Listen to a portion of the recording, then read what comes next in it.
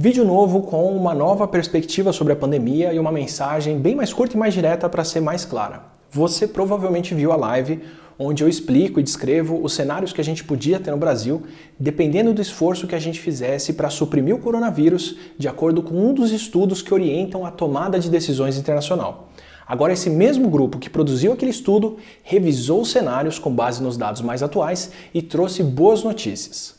Quem fez aquela análise que eu expliquei na live de 20 de março foi o Centro de Análises de Doenças Infecciosas do Imperial College de Londres, que é a instituição que monta o time de cientistas que orientou a OMS e o governo inglês na resposta contra a SARS, contra a gripe aviária e contra a gripe suína de 2009. Nas palavras do New York Times, eles são o padrão ouro dos modelos de análise que orientam políticas públicas e foram quem mudou a política de combate inglesa da Covid-19 para uma restrição bem maior de circulação de pessoas.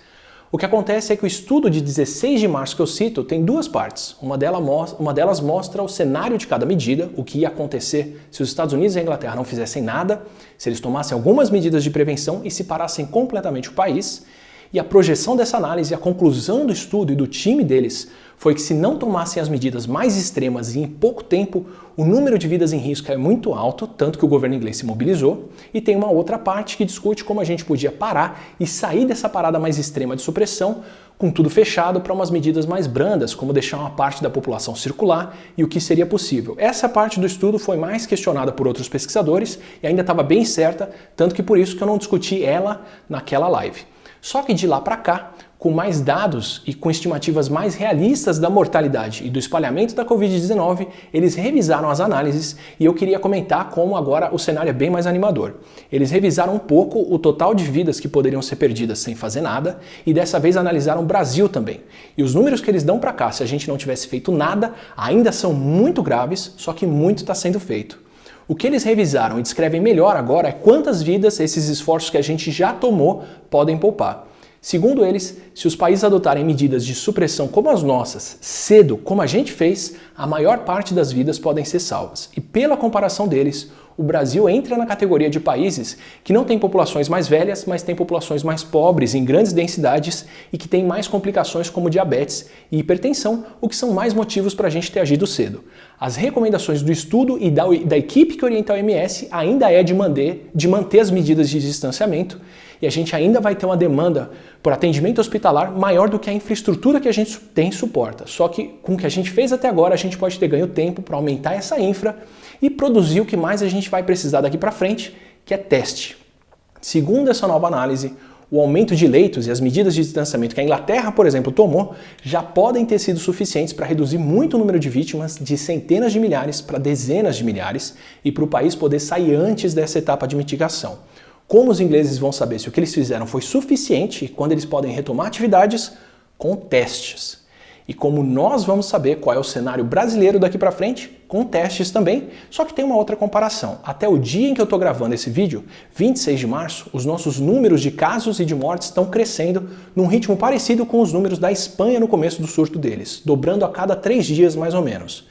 E a Espanha já está num ponto onde eles não têm mais leitos hospitalares e devem passar por vários problemas que a Itália passou e até mais sérios, como você pode ver no noticiário, apesar de terem uma população menor. Só que como nós tomamos as medidas de distanciamento aqui, como fechar aglomerações, comércios e outros bem antes da Espanha, e a gente está mais ou menos 2 semanas atrás do surto, já que os nossos casos começaram aqui quase meio mês depois da Espanha, isso quer dizer que se até o começo da segunda semana de abril a gente não chegar no ponto onde a Espanha já está, foram as medidas que a gente tomou aqui que mudaram o cenário. O que ainda é olhar para o passado, como eu já expliquei em outros vídeos, e para a gente realmente saber o quão bem a gente está indo e como a gente pode retomar atividades, o isolamento que a gente adotou até aqui pode ter dado tempo para produzir mais testes para a gente entender o cenário. A Coreia do Sul está lidando com o problema sem precisar parar, a China já está retomando a economia e a gente já está pensando em várias estratégias de como dar os próximos passos depois do distanciamento. Só que tudo isso depende de testes e de saber quantas pessoas realmente estão infectadas. Então, como disse a médica epidemiologista Alice Stewart, que foi quem descobriu a ligação entre radiação e leucemia, sobre o que é responsável fazer quando a gente tenta medir causa e efeito, e o que é responsável numa hora dessas, a arte do jogo é buscar o julgamento correto, dado o peso da evidência, sabendo que esse julgamento tem que mudar sob a pressão de novas observações. Por isso, Fica o recado. Um dos grupos nos quais eu me baseio vem revisando as estimativas por causa das medidas que os países estão adotando e nós, felizmente, também adotamos. Eu vou deixar o link do estudo no Saiba Mais, e isso não quer dizer que o problema agora é menor. Isso quer dizer que as ações que a gente tomou até aqui tendem por resultados melhores e por menos tempo mais cedo do que o esperado. Felizmente a gente está caminhando no melhor cenário e isso me dá esperanças da gente retomar a vida antes e de uma maneira muito melhor que poderia ter sido se a gente não tivesse agido tão cedo. Eu peço de novo para vocês compartilharem esse vídeo quanto puderem, assim como vocês fizeram com a outra mensagem de antes, e peço, fiquem em casa o quanto puderem até a gente poder entender melhor esse cenário. Os números podem ser revistos, os danos podem ser minimizados, mas vidas são irrecuperáveis.